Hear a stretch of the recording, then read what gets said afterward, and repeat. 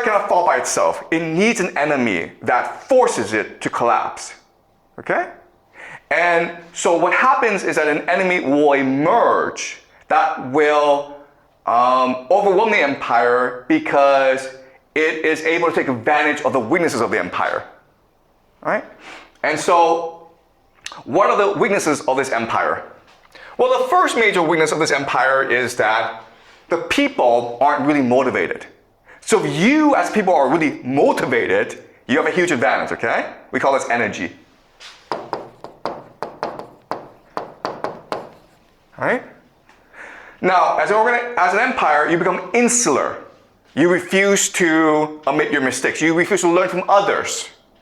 Well, if you are willing to admit your mistakes, if you're willing to learn, if you're willing to promote the best and brightest, if you're willing to be meritocratic, you have a huge advantage, okay? And so this idea of openness. Now, the last idea is this. An empire, it's fractured. So if you're able to maintain cohesion, if people are able to remain united, if they're able to have a common purpose, they will be strong, okay? So if an enemy of the empire emerges with these three qualities, energy, openness, and cohesion, this enemy will defeat the empire. Does that make sense? Okay. So what I want you to focus on as you follow the news in this war between the United States and Iran is ask yourself a question. Will Iran become an energetic, open, and cohesive society? Because if it does, it will become invincible. The empire won't change because of hubris. It's too static, it's too stagnant, it's too bureaucratic. So the empire won't change. The empire will not admit its own mistakes. And quite honestly, Iran, because it's still a country of 92 million people, it still suffers from issues of mass organization and death. And so if it's able to transform itself into an energetic, open, and cohesive society, then it will triumph over America. That is the fundamental question in this war, okay? Don't worry about America, its technology. Don't worry about the economy. Don't worry about these things, okay? Just ask yourself one question. Is Iran transforming as a society? Are people becoming much more motivated? Are people in Iran learning from their mistakes and innovating and becoming resilient on the battlefield? Are the Iranians sticking together as a people? Okay? Because if the answer is yes to all three questions, then Iran will win and America will lose. Okay? Does that make sense? All right. So that's just a theory. So let's now talk specifically about America and Iran, okay? So America will have three major advantages in this war, okay? These three advantages are of course, technology, propaganda, and money, wealth. These are the three major strengths of the American empire. Right? Technology is just what you see every day, right?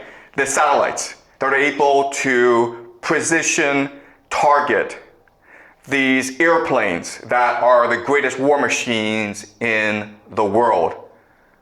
Okay, so America is home to the greatest scientists, the most advanced weaponry. Okay, that's just technology. Propaganda means that America controls information space. It controls the internet. It controls the world's most powerful media, including the New York Times, CNN, BBC. It controls YouTube. It controls Google. It controls information landscape. America does not want you to know something. It can hide it from you. America can control the discourse. It can control how you think about the world. That's propaganda. The last thing is money. Okay? And it's a very simple idea. The United States controls the US dollar, which is the reserve currency of the world. And the United States can print as as much US dollars as it needs in order to win this war. It has an infinite money printer. Okay? And then it can use this money to bribe people to fight this war, right? It can pay for mercenaries. It can bribe ethnic minorities to rebel against the government in Iran. It can bribe Iranian officials to betray the government, okay? So, looking at these three things, you would think that America is invincible, right? But again, we need to think about the law of asymmetry and recognize that these advantages are also disadvantages, all right? So, let's discuss this. Technology. Well, you know, if you have the most advanced weaponry in the world, you become lazy, arrogant, and dependent on the technology, right? So the classic example, of course, is our school, where you have access to ChatGPT, right? And like, you become smarter because you have access to ChatGPT? No, you become dumber because you become lazy, right? Same thing with technology. You would think that with the most advanced weaponry in the world, America would become invincible, but instead, the American military becomes too dependent on the technology. It becomes too arrogant, too complacent. Okay, it's like, well, you know, if we get into trouble, then we'll just send in the Air Force and blow everything up, okay? So it leads to dependency.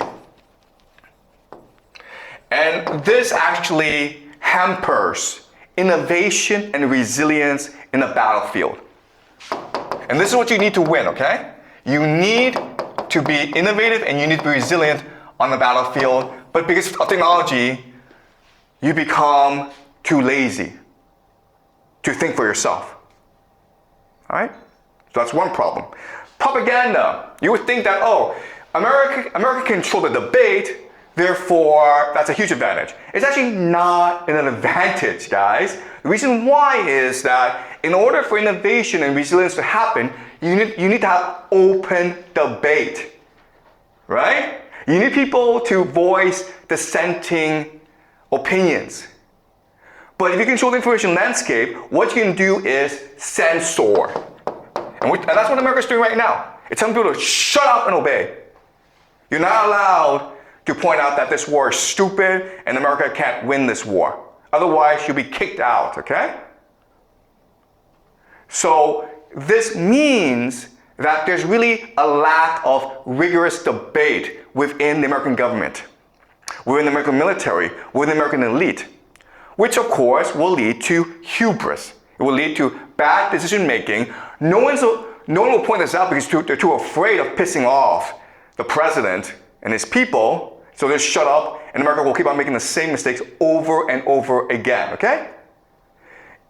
We call this drinking your own Kool-Aid, okay?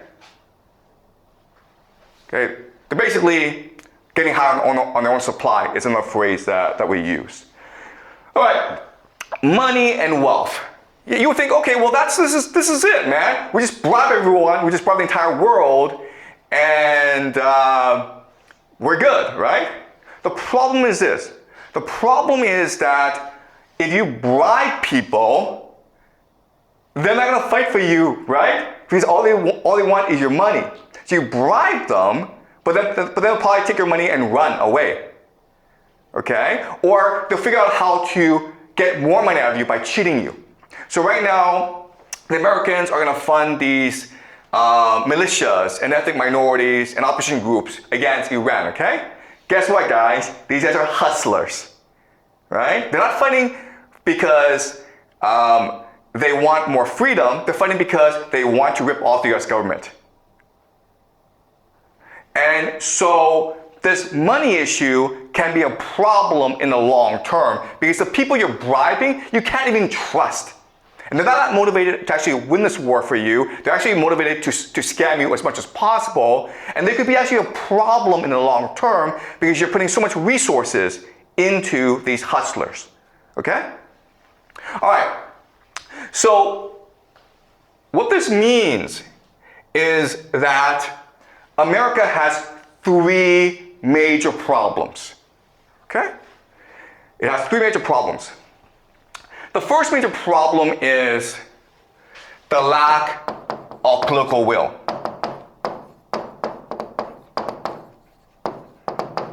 And all this is saying is that the American people don't want to fight this war.